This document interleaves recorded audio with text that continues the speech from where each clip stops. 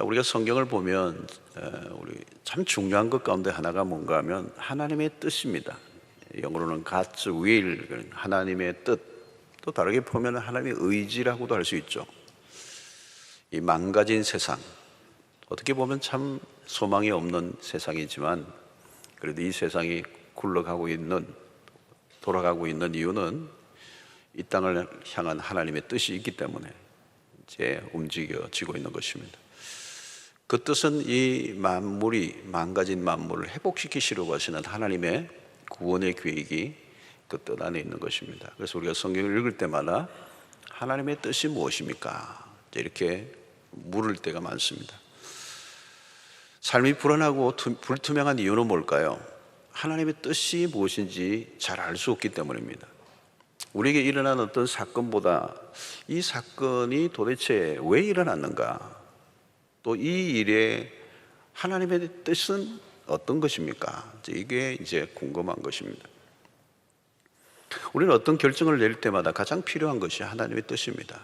하나님의 뜻이 무엇입니까?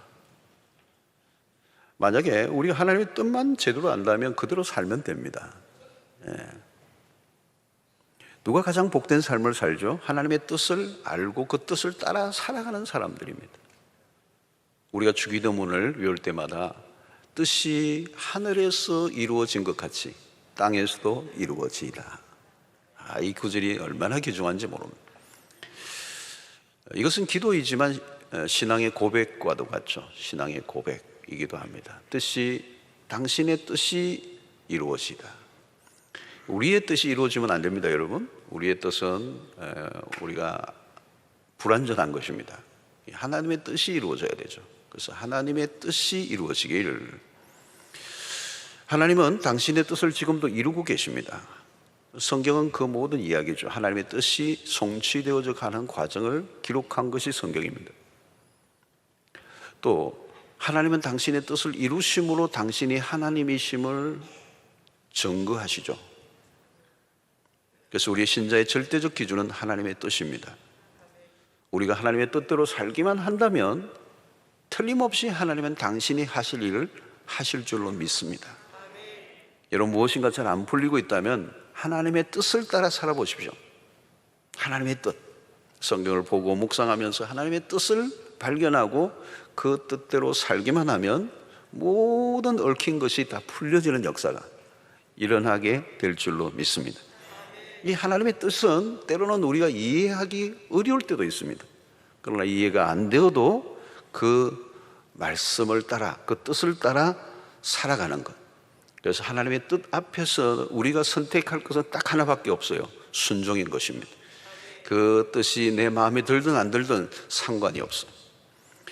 자, 문제는 하나님의 뜻을 아는 게 참 어렵다는 데 있습니다. 그리고 하나님의 뜻을 사람들은 자기에게 유리하도록 해석할 때가 많아요. 이게 하나님의 뜻이겠지. 아전인수격으로 해석합니다. 코에 걸면 코걸이, 귀에 걸면 귀걸이가 되는 것처럼.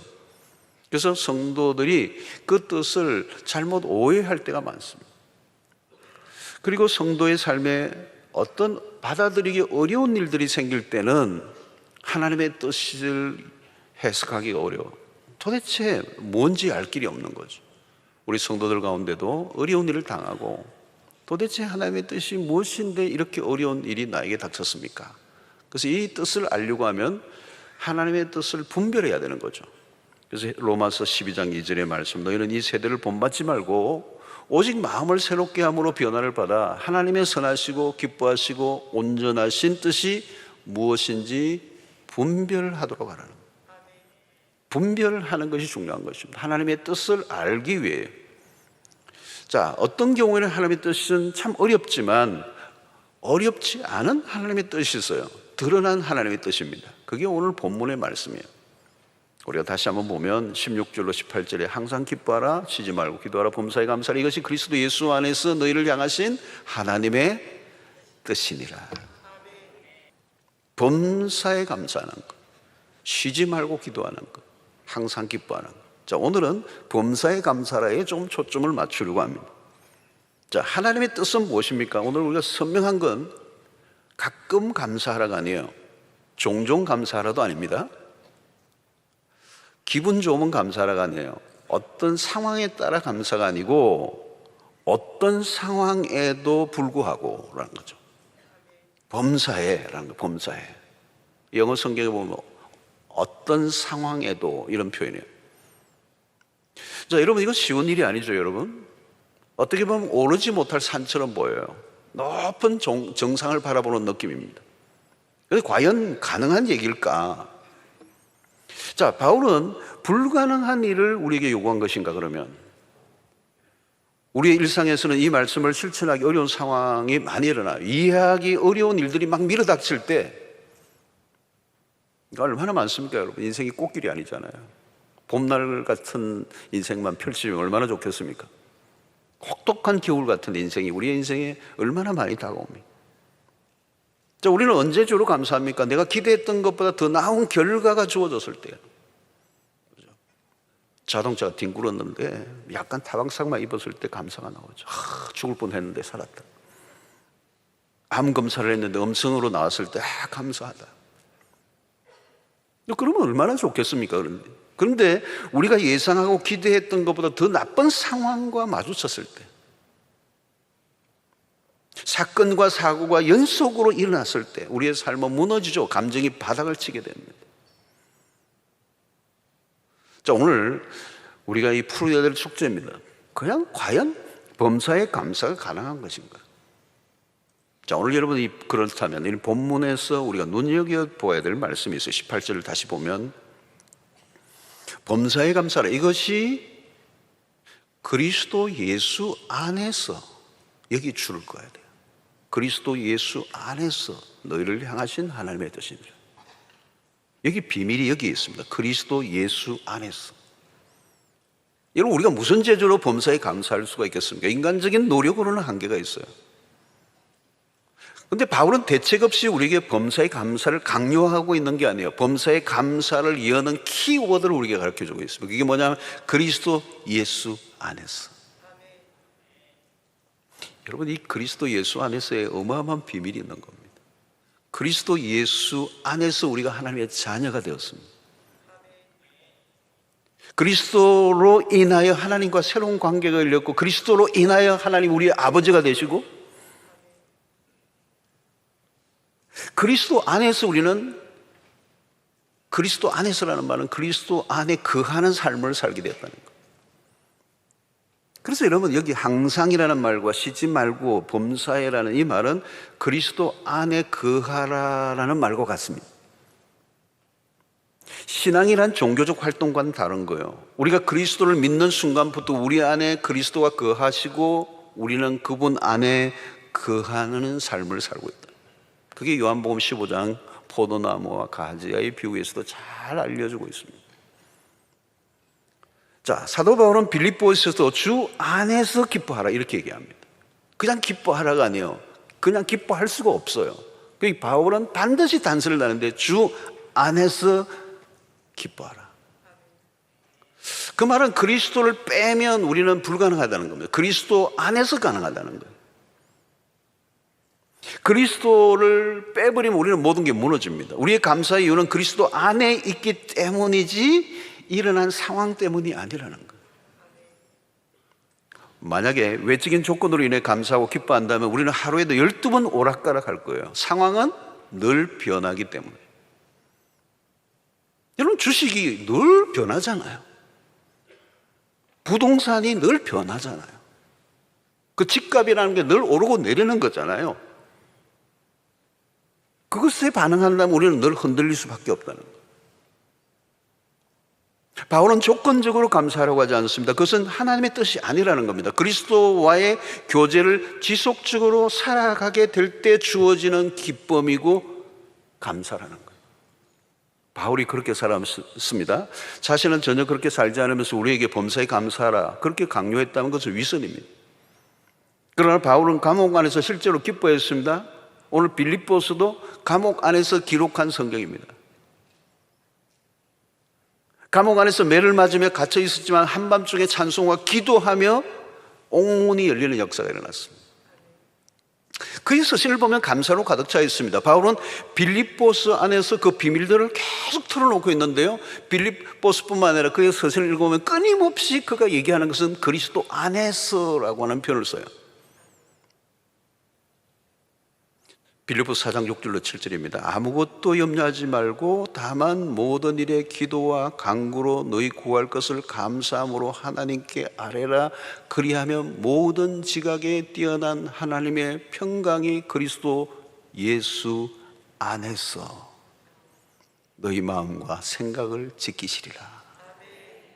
염려할 수밖에 없는 상황 속에 있지만 그리스도인은 하나님께 기도할 수 있는 특권을 가졌고, 감사함으로 기도할 때 그리스도 예수 안에서 우리의 마음과 생각을 붙들어 주신다. 빌립보서 4장 13절 유명한 구절이 이러면 내게 능력 주시는 자 안에서 내가 모든 것을 할 수 있느니라. 내게 능력 주시는 자는 누구예요? 그리스도 안에 있는 그 그리스도는 누구입니까? 내게 능력을 주시는, 그 능력은 어떤 것입니까? 어떤 상황에도 불구하고 그 상황의 지배를 받지 않고 감사하게 하는 그리스도의 능력 안에서 내가 모든 것을, 모든 환경을 어떤 상황에도 극복할 수 있었느니라, 이 말이에요. 좌절하고 절망할 수밖에 없는 상황이지만 낙심하지 않고 기도합니다. 그 힘은 어디로부터 오는 것입니까? 내게 능력 주시는 자 안에서, 그리스도 안에서. 여러분, 바울은 그의 서신서에 계속 영어로는 in Christ, 헬라어는 엔토 크리스토스라고 그래요. 그리스도 안에서. 이게 키워드예요, 기도. 힘든 상황을 통해서도 여전히 그리스도 안에 있는 사람은 그 힘든 상황으로 인하여 망가지고 원망과 불평하는 게 아니라, 그 힘든 상황이 오면 그리스도 안에 있는 사람은 영적으로 더 깊어져 간다는 거예요. 빌립보서 4장 19절을 보면 나의 하나님이, 그 다음에 중요해요. 그리스도 안에서, 그리스도 예수 안에서 영광 가운데 그 풍성한 대로 너희 모든 쓸 것을 채우시리라. 결핍을 호소하고 바닥을 긁으면 불평해야 할 것 같은데 아니에요. 그리스도 안에서 그 풍성한 대로 채워주시는 은혜를 경험했다는 거예요. 성도 여러분, 그리스도 안에서 살아가는 것이 답입니다. 우리의 힘이나 노력만으로 결코 이룰 수 없는, 바울이 그토록 강조하는 것처럼 그리스도 안에 살아갈 때 주어지는 결과물이 기쁨이고 감사라는 것입니다. 우리가 노력한다고 되는 게 아니에요. 그리스도 안에서가 바로 감사를 여는 키워드예요. 비밀은 그리스도 안에 있습니다. 사랑하는 성도 여러분, 늘 그리스도 안에서, 또 그리스도로 인하여 그리스도께서 주시는 그 능력과 그 은혜로 우리의 모든 상황에도 불구하고 감사하는 은혜가 여러분들에게 있게 되기를 축원합니다. 자, 그리스도 안에 사는 삶은 하나님의 뜻을 따라 살아가요. 자, 왜 불평과 원망이 일어납니까? 하나님의 뜻보다 내 뜻이 강하니까. 하나님의 뜻을 추구하려면 자신의 뜻을 내려놓아야 합니다. 그런데 우리의 욕망과 소원이 너무 강하면 하나님의 뜻을 살아갈 수가 없어요. 여러분, 우리가 사는 세상을 보면 감사를 찾아보기 참 힘듭니다. 왜 그럴까요, 여러분? 세상에 넘치는 것이 불평과 원망이에요. 왜? 원하고 바라는 게 너무 많은 거죠. 여러분, 욕심이 하나님의 뜻을 보지 못하게 하는 거예요. 나 중심적으로 만족하려는 욕망이 강할수록 하나님의 뜻을 거부하게 되는 것입니다. 자신이 요구하는 것이 많을수록 불평은 늘어나게 되는 거예요. 그러나 하나님의 뜻을 따라 살면 원망할 일이 감사할 일로 바뀌게 됩니다. 인생을 살다 보면 광야의 한가운데 놓여 있을 때가 많습니다. 마음대로 안 되는 거죠. 그러면 원망이 터져 나오기가 쉽습니다. 우리는 코로나 팬데믹이 우리의 일상을 덮쳐버렸습니다. 우리가 원하고 기대했던 현실이 아니었습니다. 우리의 모든 계획들이 다 엉켜버렸어요. 우리는 어려움을 당할 때마다 우리는 하나님 왜 이렇게 나에게 시련을 주십니까? 여러분, 우리는 하나님께 이렇게 묻죠. 그러나 우리는 좀 더 다른 질문을 해야 합니다. 하나님, 이 일을 통해서 무엇을 하시기를 원하십니까? 이 일들 속에 하나님의 선하신 뜻은 무엇입니까? 하나님의 뜻이 중요합니다. 우리가 물을 때 하나님은 뜻을 알려주십니다. 그러나 어떤 때는 하나님의 뜻을 알 수 없을 때도 있어요. 나에게 일어난 일이 하나님의 뜻인지 아닌지 알 수 없을 때가 있어요. 그때 우리는 하나님의 뜻을 온전히 알지 못해도 그리스도 안에서 살아가야 하는 것입니다. 그것이 어떤 삶이죠? 감사하는 삶이라는 거예요. 처음에는 명확하지 않지만 시간이 흐르면서 하나님의 뜻이 스스로 드러나기 시작합니다. 어떤 때는 모호하고 내가 원하지 않는 방향으로 가는 것 같아 보일지라도 하나님의 말씀을 따라 감사하다 보면 내 이해를 넘어선 역사가 일어나게 되는 거예요. 감사는 마땅한 상황에 대한 반응이 아닙니다. 감사는 상황에도 불구하고 하나님에 대한 신뢰의 표현인 것입니다. 나는 받아들이기 힘들지만 그럼에도 나는 하나님을 신뢰합니다. 감사는 신뢰에서 나오는 것입니다. 나에게는 지금 이 상황이 이해되지 않지만 하나님은 선한 길로 인도해 주실 것이라는 믿음을 가질 때 감사는 가능한 것입니다. 상황보다 하나님과의 관계에 집중해야 하는 것입니다. 감사할 때 어느 순간 새로운 길이 열리는 경험을 하게 됩니다. 베일에 가려졌던 문제들, 내가 이해하지 못했던 문제들이 서서히 이해되는 상황으로 바뀌게 되는 것을 경험하게 되는 것입니다. 자, 그러면 누가 하나님을 신뢰할 수 있을까요? 모든 것은 하나님의 뜻 안에서 이루어진다는 믿음을 가진 사람이에요. 여러분, 우리가 주기도문을 할 때마다 뜻이 하늘에서 이루어진 것 같이 땅에서도 이루어지다는 것을 우리는 믿는 거죠. 하나님의 뜻은 이미 하늘에서 이루어졌어요. 그 뜻이 지금 이 땅에서 이루어져 가고 있는 것입니다. 우리의 삶은 우리가 노력한 대로 돌아가는 것이 아니라 하나님의 뜻대로 돌아갑니다. 우리가 생각하는 대로 돌아가지 않아도 낙심하지 않아야 할 이유는 뭡니까? 내 뜻보다 하나님의 뜻이 높고 선하기 때문이에요. 그 뜻은 지금 우리가 당장 알 수가 없습니다. 그러나 나의 삶에서 일어나고 있는 크고 작은 일들은 모두 하나님의 뜻 안에 있음을 믿습니다. 그 하나님의 뜻과 단절되어 일어나고 있는 일은 아무것도 없다는 거예요.